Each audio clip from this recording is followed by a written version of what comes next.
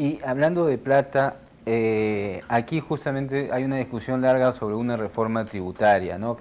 Todos los gobernantes la anuncian y realmente nadie la hace. Se habla hubo un avance en el tema de la minería, etcétera y todo eso, pero la gente de repente no sabe a veces que Brasil es uno de los países que tiene una recaudación tributaria importante y que eso le permite tener programas de salud universal, educación. Cuéntanos un poco de eso, por favor. Mira, en Brasil la estructura tributaria es muy injusta, o sea, se recaudan muchos tributos, pero la mayoría de los tributos son pagos por los trabajadores.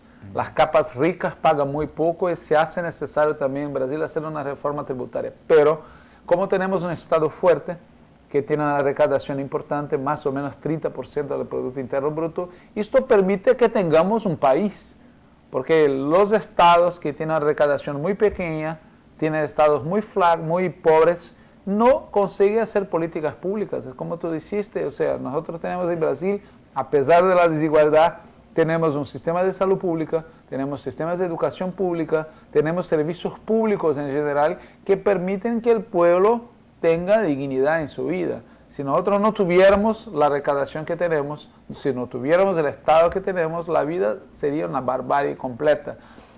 Lo que puede mudar es que necesitamos de mucho más plata, pero no arrancarla del pueblo que ya contribuye, sino de los ricos.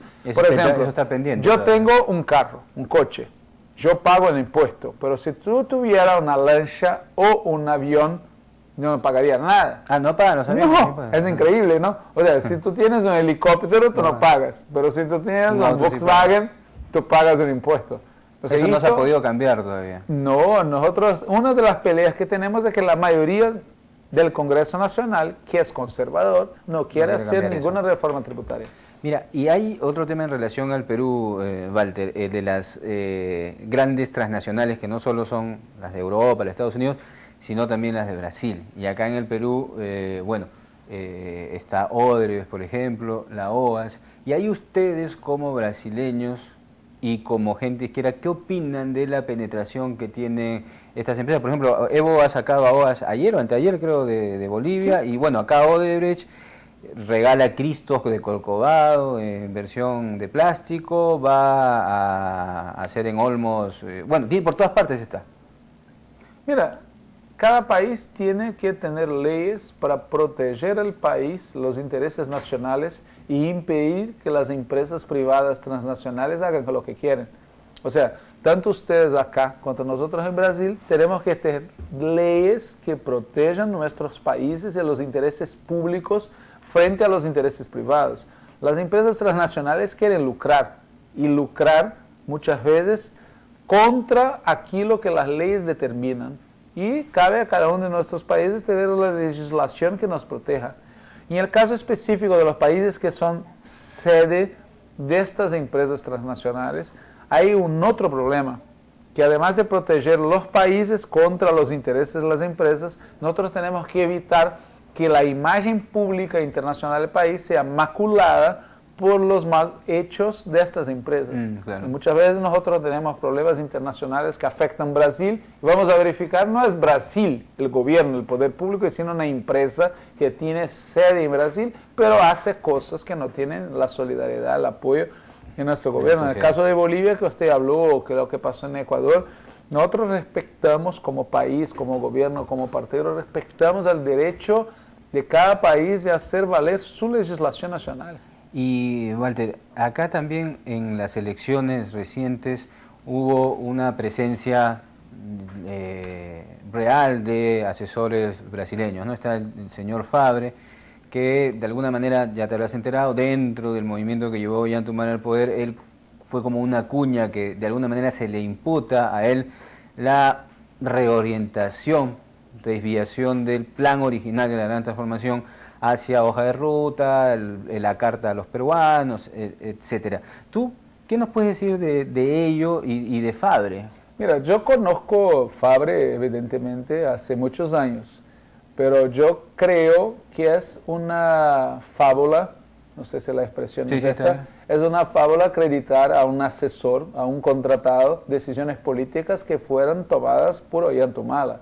O sea, esto es desmerecer la capacidad política del tipo que hoy es el presidente de la República. O sea, todas las decisiones políticas de fondo de la campaña electoral fueron tomadas por el actual presidente de la República. Pero ¿quién es Fabre? Tú que lo conoces hace mucho tiempo. Fabre es un militante político que inició su militancia en Argentina, él es argentino de nacimiento. Francés, brasileño. Después tuvo, por contra de la represión en Argentina, se mudó para Francia, donde siguió su militancia en una corriente llamada Comité por la Reconstrucción de la Cuarta Internacional. Ya. Después recibió una tarea de este grupo para venir a Brasil, asesorar a los militantes ligados a él en Brasil, y tuvo una militancia política en Brasil muy cercana, y después una militancia expresiva dentro del propio PT, pero nunca tuvo cargo de dirección en el partido, o sea, nunca fue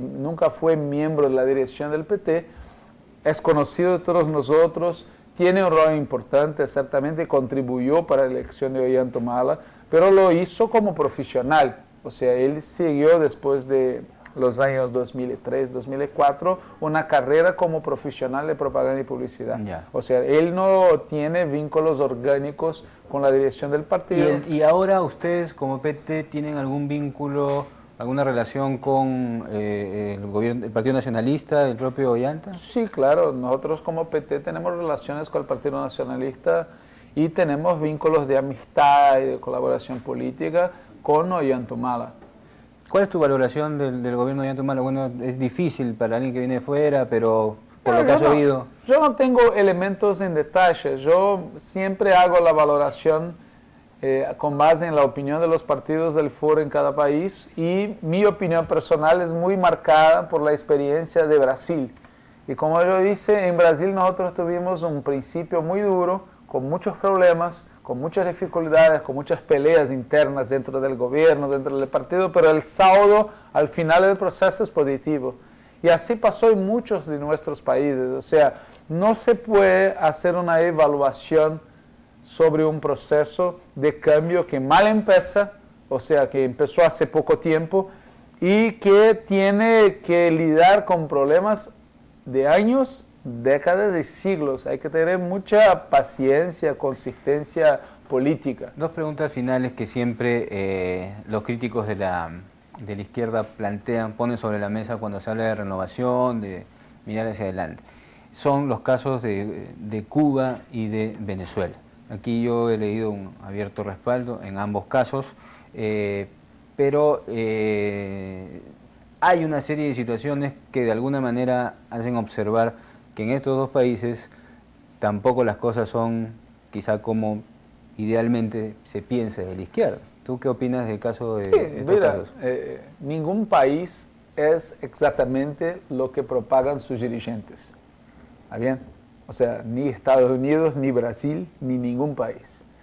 Lo que importa verificar en el caso de Cuba es que en comparación con que Cuba era cuando hubo la revolución, y le van en cuenta la tremenda presión que Cuba enfrenta de Estados Unidos, que incluye de todo, desde sabotaje hasta el bloqueo, pasando por todo tipo de ilegalidad internacional, lo que puede decir que el gobierno de Cuba es un gobierno muy valiente y que hace lo máximo que puede en beneficio de su pueblo.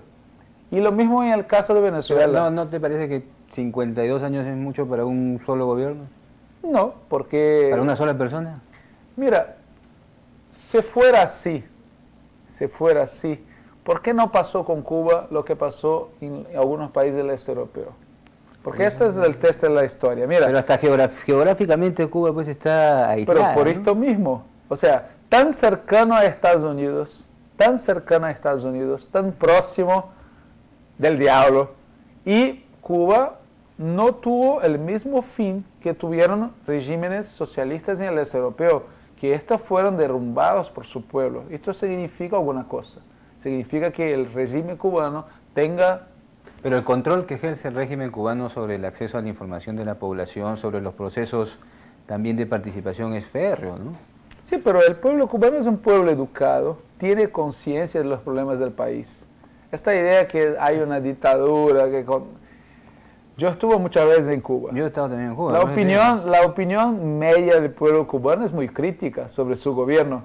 pero lo que pasa es que prefieren, la mayoría del pueblo cubano, yo arriesgo a decir que la inmensa mayoría del pueblo cubano, prefiere su gobierno, con los defectos que conoce, a una injerencia de Estados Unidos. No, pero una injerencia no, Ese pero es de el repente, problema. pero lo conflictivo en Cuba es que podría haber gente en Cuba que quiera hacer un partido independiente a Estados Unidos y al Partido Comunista, y eso no se puede ahora. Sí, no se puede porque ellos tienen una evaluación que viene desde Martí, que esto sería la ventana abierta para que los intereses imperialistas penetrasen. Muy bien. Mira, yo puedo tener una otra opinión para Brasil, pero yo entiendo y respeto la opción que ellos hicieron en Cuba, porque tan cercano de Estados Unidos, hacer todo lo que ellos hicieron, resistir como resisten, hay que tener algún acierto. Da para muchísimo más este tema. Sí, claro. Walter Pomar, del Foro de Sao Paulo, alto dirigente del Partido de los Trabajadores, ha tenido la amabilidad de estar con nosotros el día de hoy. Muchísimo gusto conocerte, Walter. Esperamos encontrarnos más adelante y sé que el avión te está esperando, así que vaya nomás usted y muchísimas gracias por estar aquí. Está bien, yo que agradezco.